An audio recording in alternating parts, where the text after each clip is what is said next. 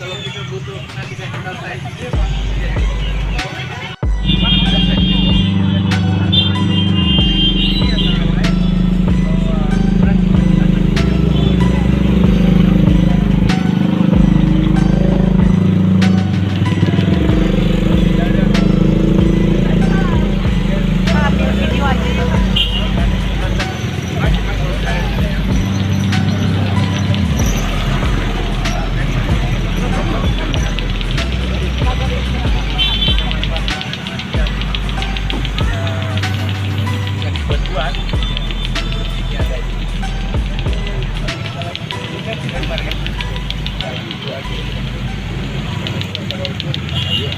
Para dirjen, kepala badan, eselon 1 dan seluruh direktur eselon 2 berada pada 34 provinsi, bahkan ada di 300 kota.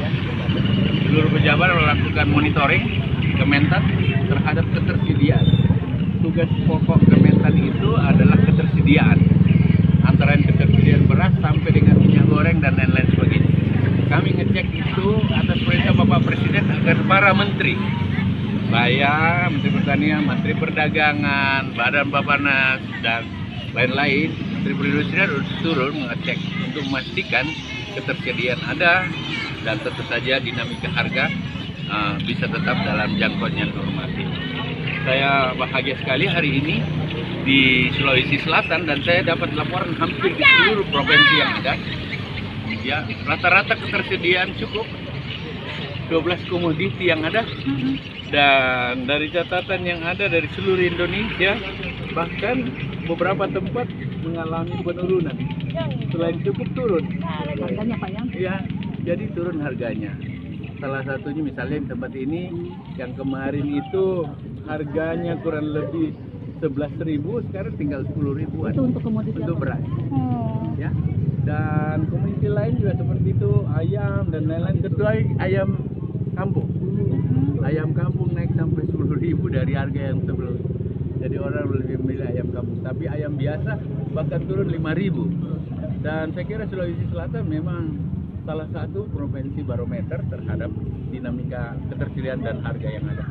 Saya berharap Natal dan Tahun Baru dan seterusnya kita bisa tetap menormalisasi ketersediaan dan keterjangkauan yang ada melalui harga-harga yang tetap normatif. Saya kira itu yang kita dapat di tempat ini. Pak, itu kalau situasinya mengalami penurunan, apakah menguntungkan atau merugikan bagi mungkin dagang? Ya, tentu saja ada yang merasa menguntungkan, ada yang merasa dirugikan kan. Dan disitulah ada pemerintah, ada kami semua ini yang bekerja menetralisasi. Jangan juga naiknya terlalu tinggi atau turunnya terlalu jauh sehingga ada segmen yang merasa terlalu dirugikan gitu. Nah, tetapi biasanya di setiap momentum fixation seperti ini, Natal, Tahun Baru, Idul Fitri, Idul Adha dan lain-lain, memang ada dinamika harga dan disitulah gejolak-gejolak biasanya kita harus bisa jaga